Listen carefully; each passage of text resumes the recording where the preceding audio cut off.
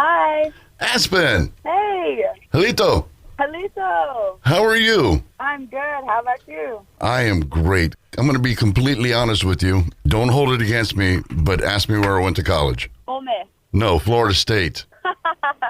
That's funny. Now, here's the ironic part. I'm sitting there at the house, and I called my father Friday, and I told him, I said, we were talking about the regionals, and he goes, so are you nervous? And I said, I'm only worried about one team. And he goes, who's that? And I said, Mississippi State. And he's like, are you kidding me? I said, no. I said, you don't understand. I said, being around this culture in this area, I said, the girls will shock you. He goes, but I thought they weren't you. And I said, where they fell, where they ranked, didn't matter. The girls were simply on fire. And I had a feeling, but yeah, we were laughing. And then, of course, Breck went to school at Mississippi State, but he also went to Kosciuszko High School, and you dominated. I mean, literally dominated Kosciuszko every year you played. So we both had our feelings hurt by you, but we don't care because we're excited. So how much sleep did you guys get on Sunday night? Honestly, we did not have sleep at all. Most of us, after we won, didn't go to sleep till like 3:30 in the morning, 2 in the morning. Like me and my roommate, Grace Fagan, I'm like, it's like 2:30, and I looked over and she's still on her phone, and we're both like, oh my gosh, I can't believe we just did that. Like, we just kept saying it every 10 minutes. Like, I can't believe we just did that. I can't believe we just did that. It was crazy. So, Aspen, there's one thing that, when I watched the game on Sunday, Tallahassee, a tough place to play, and it was really, really loud and everything like that. So, but you play in the SEC. So how did playing in the SEC, going to places like Alabama and other places like that kind of prepare you for a big moment like you had on Sunday? Well, the atmosphere was so good. Like, I have always wanted to play in front of something so big like that. And I remember going to Alabama, and I mean, that place was the loudest place I have ever played in front of before. And I feel like that just prepared not only me, but all of us to go to Florida State. And just hearing that, like, it was just great. It was great energy, great atmosphere, and I don't know. Sorry. One of the things that I love most about that campus is the volume. An FSU crowd will crank it up. But for sure. Another thing that you have to factor in is the heat. And I remember one of the assistants had up a notebook that said, it's hot as Hail State. Was it a little warmer than expected? It was hot. It was like, so like Mississippi, of course it's hot. We practice in this, we play in this type of weather, and then we're going over there. And I mean, right when we step off the bus to get onto the field that Friday, we were like, oh my gosh. And we were just sweating and everything. It was just a different type of heat. Now, when you go into a regional like this, preparation time as far as knowing your opponents, for you personally, how much did you know about the Seminole lineup that you'd be facing prior to the game? Well, as a team, we try to go over everything, like just the plays and stuff, and we want to make sure that we know who we're going to go up against. And of course, it's Florida State, so we know that they're a big team, and so we just knew we had to be ready for them. High school, you came from the Neshoba Central in a program that just won its 9th straight state championship. So, what was the transition like going from Neshoba Central to MSU? Because I mean, you're all in on softball, and you know the type of success that a program can have. Obviously, it's different when it's high school and college, but still, there's that tradition of winning for you, moving from Neshoba to Mississippi State. It's so different. Like high school ball and coming to the biggest stage of softball is so different. And yes, I did win many state championships, but nothing compared to this big stage level type of ball. What did it mean personally to you to have played such a vital role in this historic postseason for the Bulldogs? I mean, because when you look back at your career, there's been a lot of success throughout it. Where did this moment rank for you? When I think about it, like all the state championships, like I said, like I've won, I just feel like that was nothing compared to that game. And yes, of course, I was always nervous in high school, always nervous before a game. And I was nervous before this game. I mean, how could you not be? But it was just something like Annie Willis, who is another pitcher who pitched the second game, pitched amazing. She is always talking to me, always, and she's just like, Aspen, you just need to breathe. Like, you're here for a reason. like, you got this. And I'm like, okay, like, I got this. Like, I just have to keep telling myself, like, I can do this. It's funny you mentioned that. One of my favorite things that I've ever read about you was your first game when you pitched against the Olympians, and Ricketts was like, "You can smile now." That game was also really crazy. I mean, I have never been so shaken up before, like before that Team USA, and I mean, we have cards like that we put on our arms and stuff to look at to see what we're doing, see what type of pitch we're pitching and stuff. And I'm like waiting for Mia Davidson to give me the sign and stuff. And I'm like, oh my gosh, I have it on my arm. Like, what am I doing? And I'm like going around crazy. And they're like all laughing at me in the dugout. And after I got done, Ricketts was like, you can smile now. And I was like, oh yeah. And so I just couldn't quit after that. And you're talking about Mia out there, and you know she's a great catcher. You know, just a legacy player there at Mississippi State. So what's it mean to have her out there with you? You know, when you have you're looking at the things on your arm, and then you know she's getting the signals and everything. So just from your game, what has she kind of helped you with, and you know, getting there and getting kind of acquainted to the college game? Calmness. Like, she has helped me every single way. Like, when I see Mia, I know I'm going to be okay. And she's always telling me, just relax. Like, it's just me and you. And I'm like, you're right. It is just me and you. And so then I have to zone everything out. And I know she has my back. And so I know she's going to try to do everything she can to, like, stay in front of a ball or catch the ball or do anything that she can. And, like, I mean, she's amazing. Pitchers dominate my household. Okay, I'm serious. My girlfriend pitched at West Lauderdale, went on to play at East Mississippi, then went on to play at Millsaps. I have a cousin who pitches for Arizona State right now, Marissa Scholl. Oh, wow. Our daughter also pitches. So when did you find your passion? Was it early on? It was definitely early. I remember I was still 7, I believe, and I was fixing to turn 8 years old. And my mom and my dad are like, hey, do you want to pitch? And I was like, what? I was like, sure, okay. And so they like had like some chalk and they made a box like on the side of the house, and they're like, okay, pitch and like try to hit a strike. It took me about probably 2 hours to even hit that chalked box. When I hit it though, it was like, oh my gosh. And then my mom, like, she was like cheering, like, oh my gosh. and then we found a pitching coach. Then it just went from there, and I just love having the ball in my hands. Okay, let me ask you this, because my girlfriend is head coach at Choctaw County, and we had a debate. What is a better sound for a pitcher? The sound of a ball coming off of your own bat, or the sound of a ball in the back of Mia's glove on a strike? Definitely Mia's glove. Oh, see, now I just lost. Thanks. Again, you dashed my dreams. Because you can definitely swing. I have a question about this coming up weekend. You know, Brian's the Florida State guy, and he likes to think that they had a good crowd down at Tallahassee. But do you think the softball world is even ready for what's going to happen in Starkville when the Mississippi State faithful get there for a super regional? They don't have baseball to go to. So what's the talk around the program?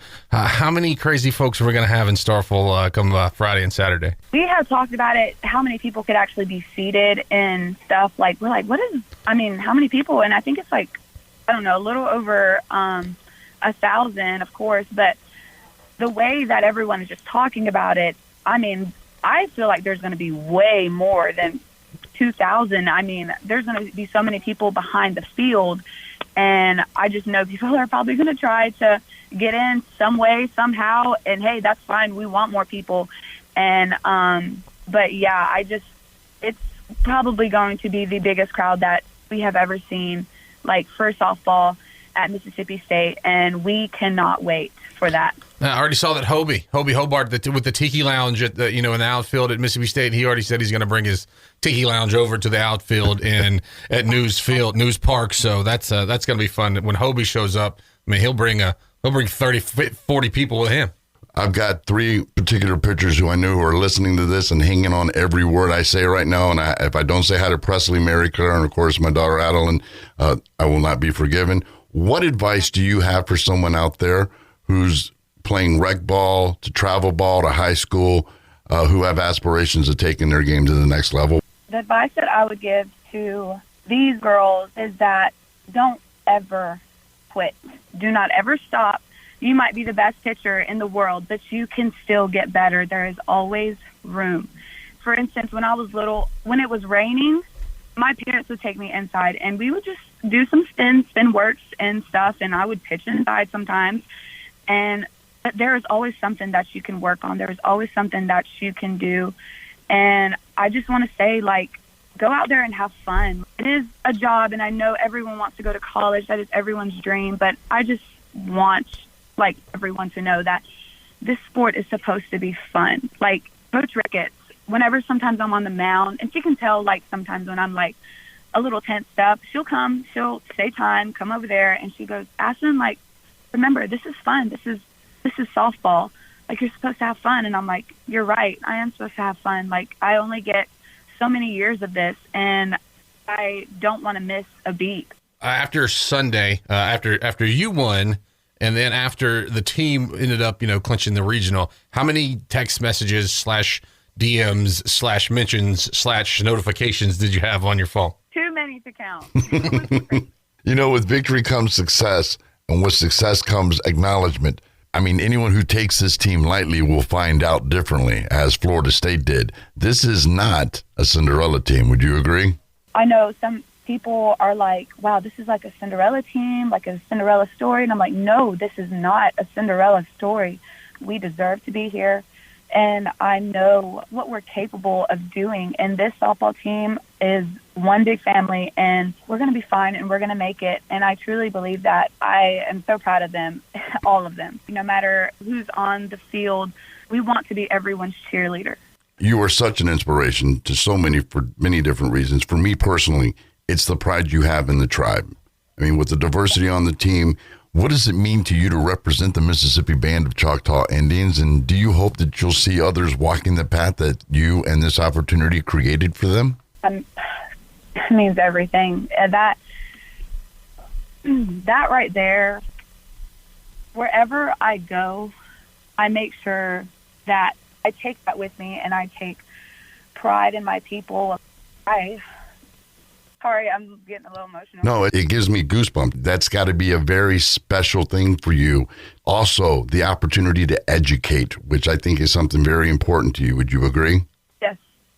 It is truly an extraordinary opportunity for you and your tribe, and you carry that weight very well, and you lead by an example that many, many, many people are so proud of, starting with your family. And speaking of, would you like to say hi to anybody listening today? My parents, who are my rock, and Gage, my little brother, who's not so little, but he is my little brother. I am my own biggest critic, but him also, he is my big critic too.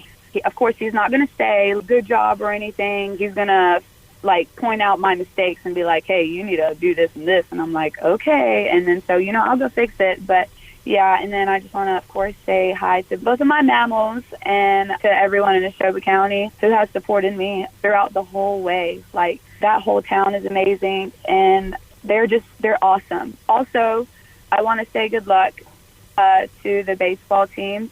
Yeah, you got to show some love to the boys now. But I got to ask, and I read this, and I don't want to get you in trouble, but how's your stickball game? Because I know Mom and Dad didn't want you playing stickball, but between us, how's the stickball game? Well, I actually, my parents would never let me play, which is crazy because I practice with my brother Gage all the time at home. Mm-hmm. We have a pole, and, our yard is pretty big on the side of my house, and so we throw back to each other. And I'm like, Mom, can I play? And they're like, no, Aspen, you have to wait till you get done with college. And I'm like, dang it, okay. And so, but me and Gage, he don't care though. He's going to tackle me, and he's like, I don't care if you get hurt. And I'm like, okay, thanks.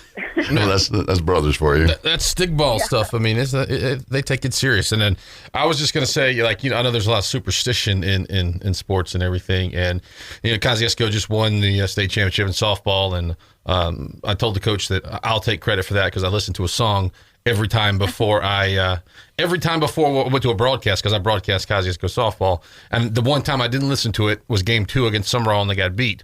And so I was going to say that we have the Mississippi State softball season poster in my studio. Yes. And they didn't make it to super regionals until we hung it up in there. So Yeah, we're just saying, maybe a little credit here. Yeah, we were up for Samoan Day, and I'm like, grabbing that poster. We got to bring that back and represent. But what are your superstitions? Do you have any? I used to, but some didn't work, so I was like, okay, let's try something different.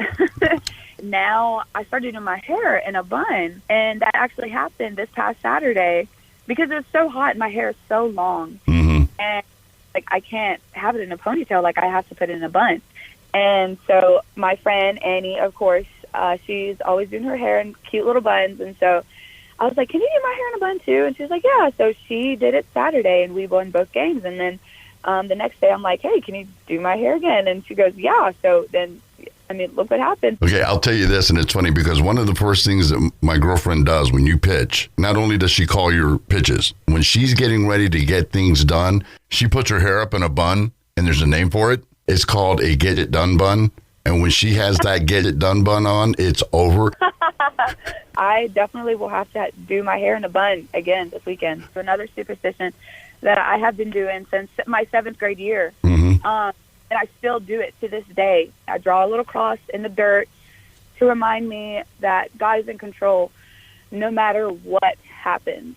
And so I see that cross, and I'm like, okay, God, it's me and you. And people always ask me, what are you doing? Every time you go down there, I see you're doing something with your hand, but it's not like picking up dirt or anything.